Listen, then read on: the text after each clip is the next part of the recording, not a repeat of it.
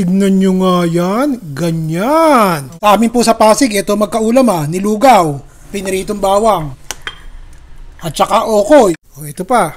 Naku po, may lamang manok pa yung ating nilugaw. Mainit pa. Parinin na. Subukan natin isawsaw natin. Naku po, mahabagin. Kulang po ba ang umuhigop ng suka? Asim. Salamat Kashoni Si Kashoni po ang nagturo sa akin kung paano daw po dapat mainam na malutong yung okoy kapag ganun ang ginawa. Nagtitinda pala ng okoy to dati Hindi sinabi. Konting mantika lang, 2 kutsarang mantika.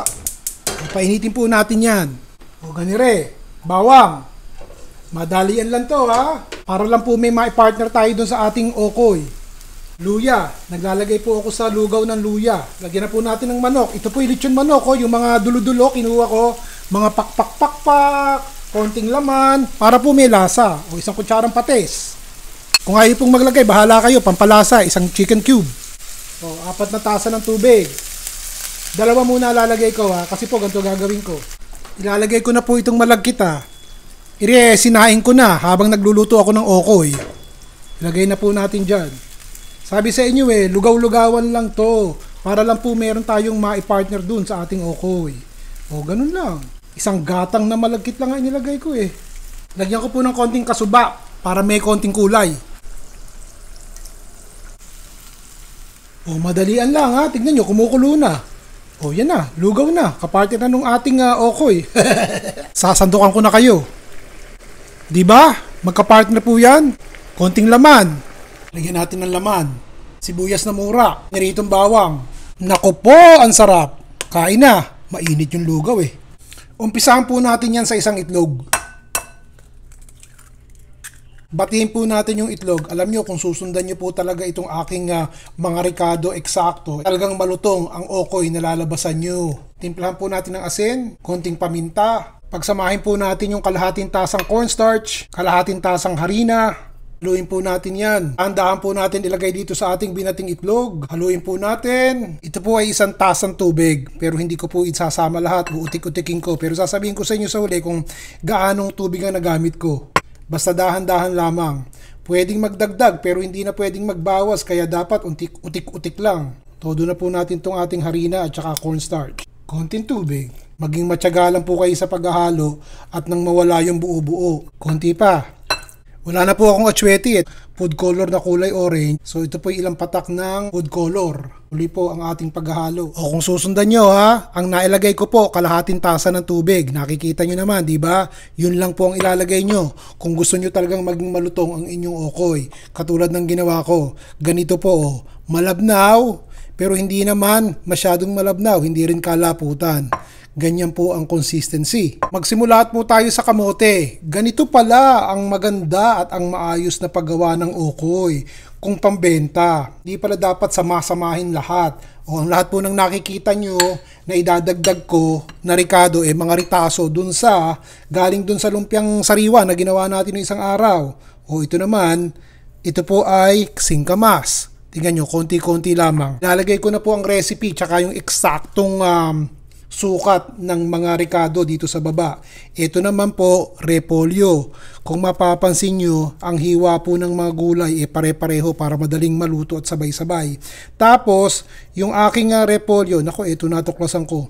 Huwag nyo itatapon yung bang parang ugat o yung puno, yung hugpungan, yung matitigas, yung pala ang mas masarap sa okoy. Tinatapon lang natin yun Ngayon, pwede ng pang negosyo. Siyempre, masarap, may konting kinchay. Hindi po pwedeng walang kinchay ang ating okoy. O yung tokwa din, galing po ito dun sa lumpiang sariwa, natira. Ilang piraso ng tokwa na pinrito na, pero pareho rin ang hiwa. 10 piraso po ito ng maliliit na sariwang hipon. Hiniwa ko po ng maliliit, maglalagay ako. Pwede na kayo hindi maglagay kasi pwede naman kayo maglagay nito O tignan nyo, diles, ilang piraso ng diles kesa hipon, diles. Binibigyan ko kayo ng idea ng pamalit kung ano po ang inyong ilalagay kung sakasakaling ito po ay gawin yung pang negosyo. Pinagsama-sama na natin. Pagkatapos, yung pong pangpadikit, yung harina, konti lang palang ilalagay, hindi marami. Ganon. Mga siguro 3 kutsarita lang. Hindi ko nga pinuno yung kutsara eh. Manood po kayo ng maayos ha, tsaka nyo po siya haluin. Para po hindi parang napakakapal nung ating okoy kapag kaipinrito, puro harina. Ganito pala ginagawa. Salamat, Kashoni! Si Kashoni nagsabi sa akin, Ron, ganito gawin mo. O, tignan nyo nga. Ito po, platito. Nilagyan ko lang ng konting mantika. O, isasaling ko. Kaya ako nilagay dito sa tasa para makita nyo ng maayos. Pero dapat po talaga, pag o-order, ilalagay nyo na sa platitong ganiriya. Talagang tansyahan lang po. Kung gusto nyo lagyan pa ng konting harina at itlog sa ibabaw, o yun. Basta wag masyadong marami at kakapal. O ngayon, mainit nga. Nakita nyo, tinesting ko sa isang maliit na kamote. Tsaka natin dahan-dahang itutulak yung ating okoy. Kali pong nagkakahiwa-hiwalay, lagyan lang daw po ng konti sa ibabaw para dumikit ulit. Tapos paliguan ng mainit na mantika. Kung hindi maraming mantika ang ginagamit nyo, katulad ko. Kung gusto nyo idiin-diin na, kapag dikit-dikit na, edi mas maigi. O mga 2 minuto ko po itong pinrito. Babaliktayin ko na. Mag-ingat po kayo ha. At mainit, baka kayo mapaknot. Kung gusto nyo ng mas mapula, lutuin nyo pa ng mas matagal. Mga 3 hanggang 4 na minuto ko po itong pinrito para talagang matusta ng ganiriya. Patuloy natin sa mantika ha, nang mawala yung natitirang mantika para lalong lumutong. Alam nyo naman, ang okoy po, lumalamig dapat malutong, hindi parang makapal. O isang beses pa, konting kamote, konting singkamas, ugat ng repolyo, konting tokwa, kinchay. Kung may budget, hipon. Kung wala, diles. Bigyan natin ng butter.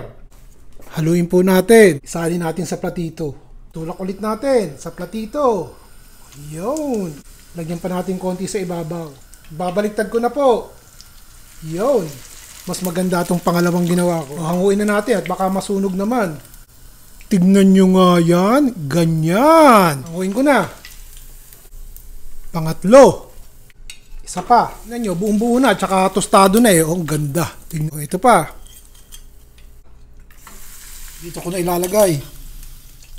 Yan. Subukan natin ha. Isawsaw natin. Sarap eh. Isa pa. Asin ng suka.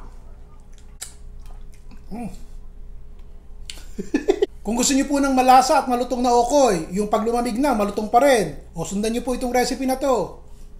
Recipe ni Kashoni.